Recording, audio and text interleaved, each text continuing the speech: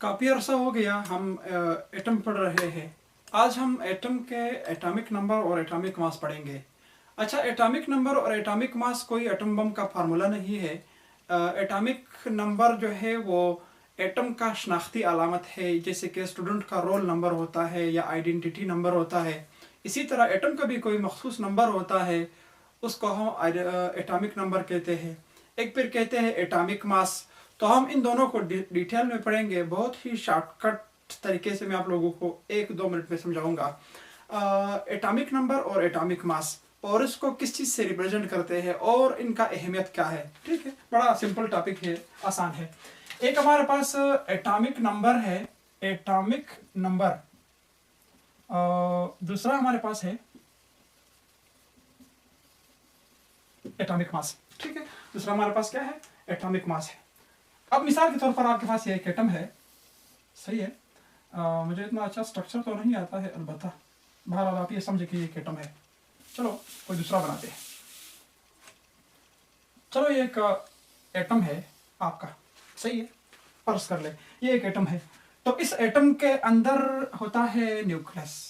ठीक है, न्यूक्लियस चाहे एटॉमिक नंबर हो चाहे एटॉमिक मास हो, दोनों का ताल्लुक कहाँ से है, कहाँ, न्यूक्लियस से। यानी दोनों न्यूक्लियस की बात हो रही है। न्यूक्लियस में आपकी दो तरह की चीजें पाई जाती है, एक आपका प्रोटॉन है और दूसरी जो किस्म की चीज है वो आपका न्यूट्रॉन है, सही है। बाकी आपके इधर शेल्स में से इलेक्ट्रॉन पाए जाते हैं। ठीक है, इन पर नेगेटिव चार्ज है, इन पर नो चार्ज है और इन पर प्लस चार्ज है, सही है। ये 3 किस्म के फंडामेंटल पार्टिकल्स पाए जाते हैं किसी भी एटम में। तो अगर हम एटॉमिक नंबर की बात करें, टोटल नंबर ऑफ प्रोटॉन, सही है, टोटल नंबर ऑफ प्रोटॉन किसको कहते हैं, हम कहते हैं एटॉमिक मास। ठीक है, atomic number, total number of proton is called atomic number.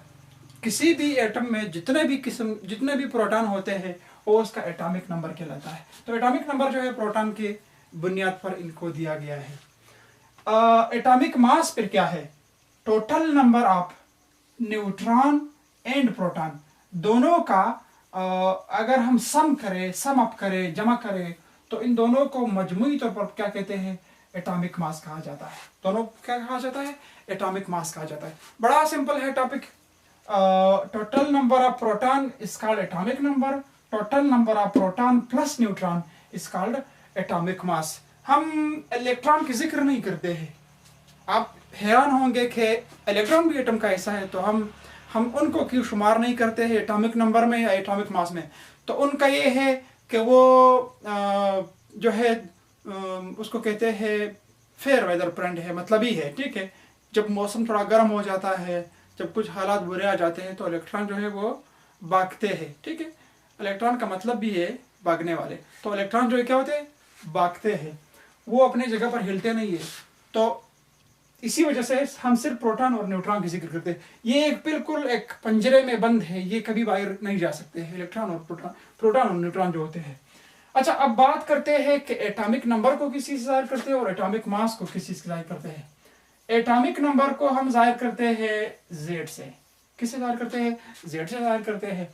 और एटॉमिक नंबर को हम जाहिर करते हैं कैपिटल ए से। तो बहुत सिंपल है। आज का टॉपिक क्या है, total number of proton, atomic number, जिसको हम जेड से जाहिर करते हैं। Total number of proton plus neutron is called atomic mass, जिसको हम ए से जाहिर करते हैं। बड़ा सिंपल है, बहुत आसान है। फिर अगर जिंदगी रही इंशाल्लाह नेक्स्ट वीडियो में किसी टॉपिक में मुलाकात होगी। अल्लाह हाफिज़।